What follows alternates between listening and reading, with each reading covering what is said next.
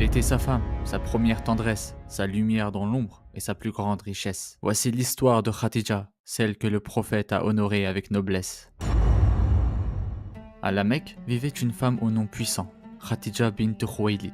On la surnommait At-Tahira, la pure. Elle n'était pas seulement riche de biens, elle était riche de dignité. Dans un monde où la femme était souvent rabaissée, elle portait haut l'honneur et la considération. Sa voix comptait, ses affaires prospéraient, mais c'est son âme qui faisait d'elle une grande parmi les femmes. Elle était connue pour sa douceur, sa générosité envers les pauvres et sa sagesse dans ses décisions. Les gens savaient, Khadija était une femme qui honorait la vérité.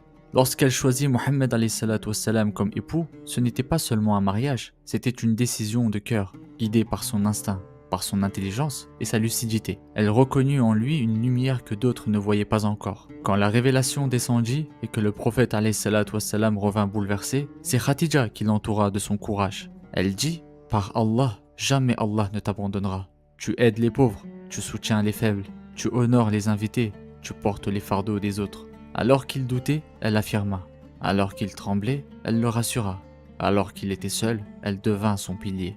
Elle fut la première croyante, la première à dire « J'atteste qu'il n'y a de divinité qu'Allah et que tu es son messager ». Dans les années d'épreuve, elle offrit tout ce qu'elle possédait. Sa fortune fut dépensée pour défendre la vérité. Son foyer devint un refuge pour l'envoyé de Dieu et son amour un rempart contre la douleur. Elle ne fut pas seulement une épouse, elle fut un pilier silencieux mais inébranlable, qui porta l'islam à ses débuts. Les années d'épreuve avaient affaibli son corps, elle qui avait toujours été debout, forte, rayonnante, sentait maintenant ses forces la quitter peu à peu. Dans la maison qui abritait tant d'amour et de paix, l'air devint lourd, car on savait, l'heure approchait.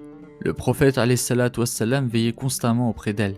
Lui qui avait trouvé en Khadija un refuge, voyait maintenant son refuge s'éteindre devant ses yeux. Son souffle se faisait plus court, mais son visage restait apaisé.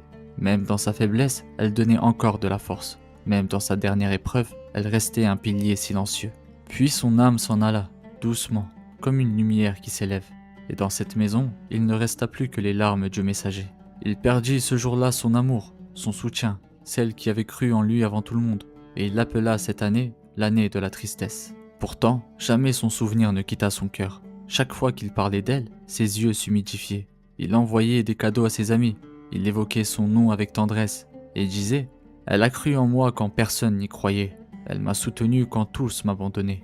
Et Allah m'a donné des enfants d'elle et d'elle seule. » Khadija ne fut pas seulement la compagne d'une vie, elle fut la mémoire qui habitait encore son cœur, même des années après son départ. Khadija radiyallahu anha, la femme de foi, la femme de courage, la mère des croyants. Une femme dont la grandeur ne